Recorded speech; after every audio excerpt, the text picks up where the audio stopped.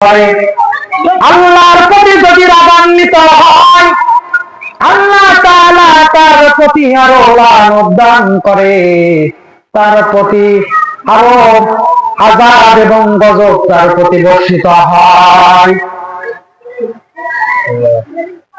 এই জন্য আমাদেরকে সর্বক্ষণ প্রশংসা আদায় করতে হবে একমাত্র আল্লাহ রাব্বুল আলামিনের।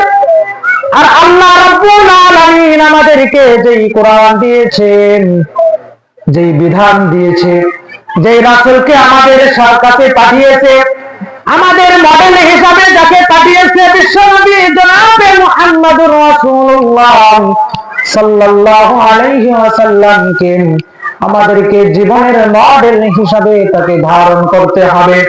আর যেই কোরআনটা আমাদের মাঝে নাজিল করেছেন, এই কোরআন দিয়ে আমাদেরকে রান্নাঘর থেকে শুরু করে পার্লামেন্ট পর্যন্ত এই কোরআনের শাসন আমাদেরকে কায়েম করতে হবে। এই কোরআনের শাসন আমাদেরকে কায়েম করা দরকার আছে না নাই? যদি কোরআনের শাসন ব্যবস্থা যদি চালু হয়, সমাজের মধ্যে দুর্নীতি থাকবে না, চাঁদাবাজি থাকবে না, জেনাবে বিচার থাকবে না, ধর্ষণ থাকবে না, ইফতিজিং থাকবে না। এই কোরআনের শাসন যদি চালু হয়, সমাজের মধ্যে মানুষের মনের মধ্যে কোনো ভয় থাকবে না। এজন্য আমাদেরকে এই কোরআনের শাসনকে আমাদের চালু করতে হবে।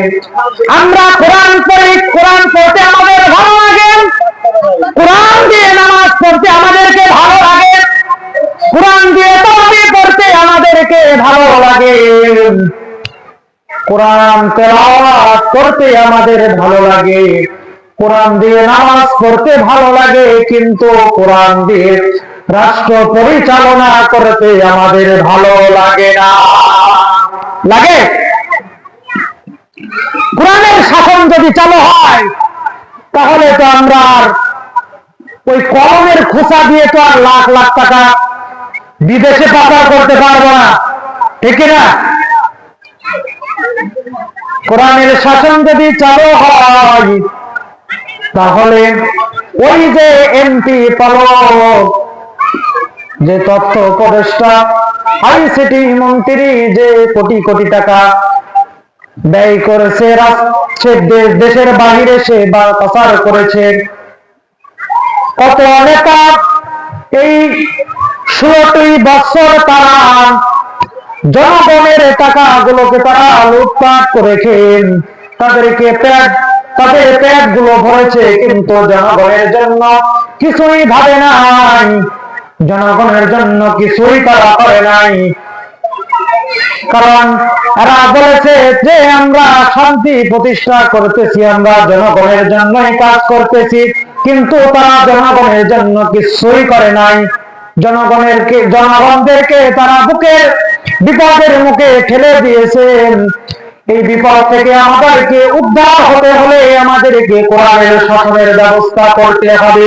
আল্লাহ তাআলা বলেন, আমার কোরআনের শাসন ব্যবস্থা যারা মেনে চলবেন, তাদের জন্য কোনো ভয় নাই, তাদের জন্য কোনো চিন্তা নাই। আল্লাহ রাব্বুল আলামিন কোরআনে কারীমের মধ্যে বলতেছেন, ফালা তাবিআ হুদায়া ফালা খাউফুন আলাইহিম ওয়ালা হুম ইয়াহজানুন।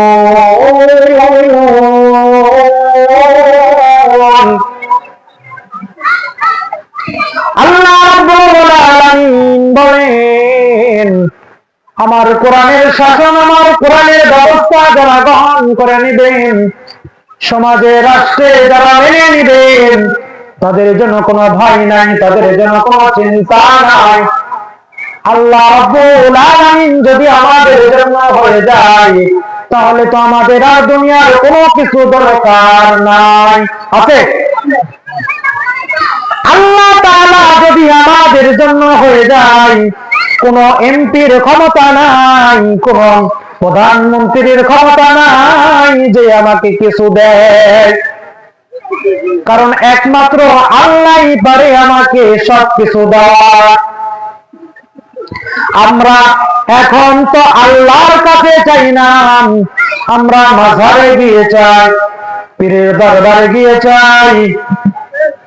পীরের কি কোনো ক্ষমতা আছে কিছু দেওয়ার? তাহলে আমরা মাজারে গিয়ে কেন চাই? আমরা পীরের দরবারে গিয়ে কেন চাই? আমরা পীরের দরবারে গিয়ে চাবো না, মাজারে গিয়েও চাবো না। মাজারে গিয়ে যদি আমরা চাই আমাদের ঈমান নষ্ট হয়ে যাবে।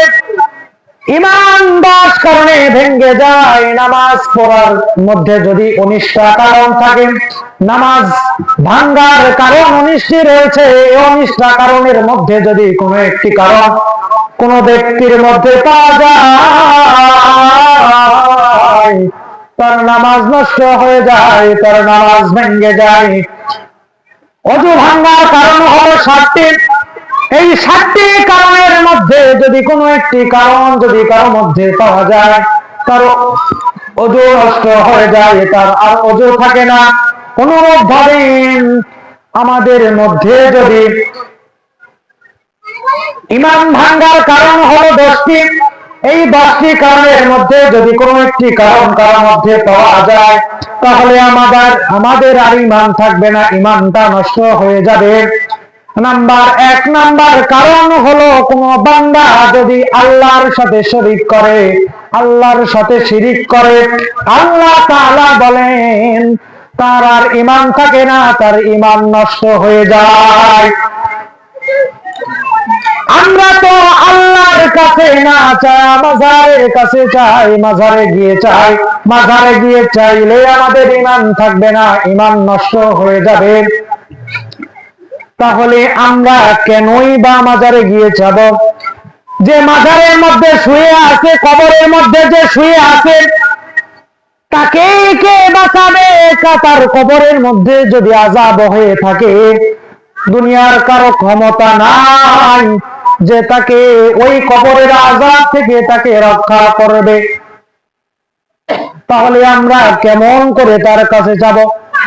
একমাত্র আল্লাহ রাব্বুল আলামিনের কাছে যাব। আমরা যা চাই না কেন, আমাদের যদি কোনো টাকার দরকার হয়, অভাবে পড়েছি, দুঃখে পড়েছি, কষ্টে পড়েছি, আল্লাহ রাব্বুল আলামিনের কাছে 2 রাকাত নামাজ পড়ে আল্লাহর কাছে চাবো।